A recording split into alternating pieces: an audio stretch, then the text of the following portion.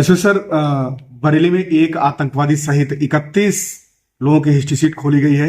जो टेररिस्ट है उसका क्या कुछ प्रोफाइल है और वहां के खिलाफ किस तरीके से कार्रवाई की गई है?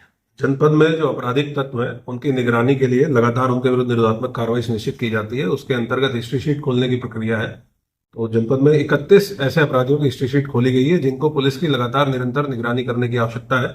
इनमें 27 अपराधी गोकशी और गोतस्करी के हैं, 2 एनडीपीएस के हैं, एक वाहन चोरी का अपराधी है और एक अपराधी है मोहम्मद इनामुल हक जो किला थाना का निवासी है, जिसका आतंकवादी संगठनों से जुड़ने के संबंध में एफआईआर पंजीकृत हुई थी एटीएस के द्वारा।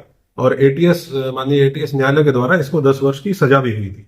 ये जब गिरफ्तार हुआ था तो आतंकवादी संगठनों से जुड़ने और अन्य लोगों को जोड़ने के कार्य के आरोप इसके ऊपर थे। फेसबुक के माध्यम से इसके द्वारा ये कार्य किया जा रहा था, क्योंकि ये बहुत गंभीर अपराध है और ऐसे व्यक्ति की सतत निगरानी पुलिस को करनी चाहिए। इसकी गतिविधियों की भी निगरानी और इससे जो जुड़े हुए लोग हैं उनकी भी निगरानी करनी चाहिए। इसलिए इसकी भी हिस्ट्री शीट खोली गई है। और भी जितने भी आपराधिक तत्व हैं उनका चिन्हीकरण लगातार पुलिस के द्वारा किया जाता है और उनमें से जितने की भी निगरानी की आवश्यकता है पुलिस उनकी हिस्ट्री शीट खोल के और समय समय पे साप्ताहिक रूप से, पाक्षिक रूप से उनकी निगरानी सुनिश्चित करती है।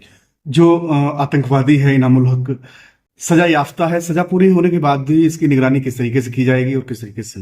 हिस्ट्री शीटरों की निगरानी के पुलिस के पास कई सारे उनका जो मैनुअल सर्विलांस है, हर तरीके की सर्विलांस का पुलिस के तरीके हैं और उसमें पुलिस रेगुलेशन के अंतर्गत बहुत सारे प्राविधान है कि किस तरीके से हिस्ट्री शीटरों के जो ठिकाने हैं उनका, उनके मूवमेंट का, उनके जो सहयोगी हैं या उनके लिए जो सहानुभूति रखते हैं उनकी निगरानी कैसे की जाए और उनके विरुद्ध क्या कार्रवाई की जाए। तो एक बार जब हिस्ट्री शीट खुल जाती है तो परमानेंट पुलिस की निगरानी के जद में व्यक्ति आ जाता है। तो जो भी इस तरह के अपराधी है, जैसे कि एक आतंकवादी है और इसके द्वारा बहुत गंभीर अपराध कारित किया गया था, तो अब एक परमानेंट निगरानी में पुलिस की रहेगा। अन्य भी इस प्रकार के लोग चिन्हित किए जा रहे हैं। हम लोग ऐसे सभी अपराधियों की हिस्ट्री शीट खोलेंगे और ये सुनिश्चित करेंगे कि कोई भी व्यक्ति आपराधिक तत्व ऐसा ना हो जो पुलिस के रडार में ना रहे और जो पुलिस की निगरानी में ना हो।